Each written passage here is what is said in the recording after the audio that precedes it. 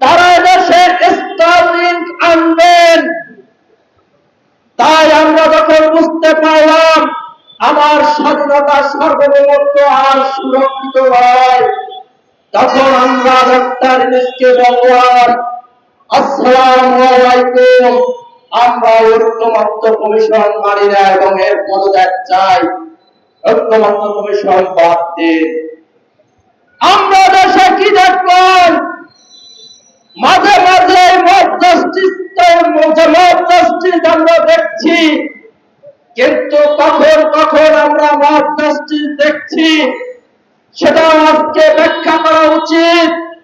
কারণ আমরা মনে করছি এই মব জাস্টিসের উস্কানিদাতা ডক্টর ইউনূস সাহেব। কিভাবে তিনি উস্কানিদাতা?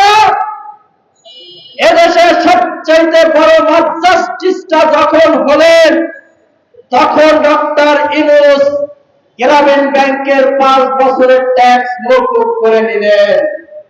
তার মানে কি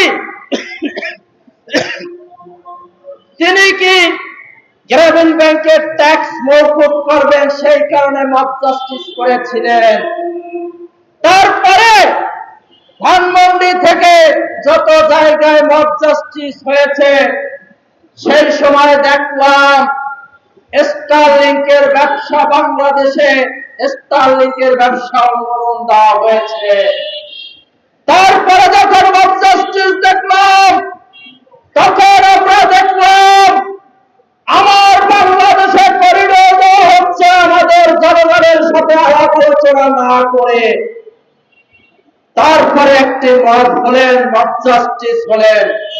সেই সময় আমরা দেখলাম আমার সমুদ্র বন্দর তিনি বিদেশিদের হাতে তুলে দিতে চাচ্ছেন। তারপরে সর্বশেষ যে মব জাস্টিস দেখলাম, সেই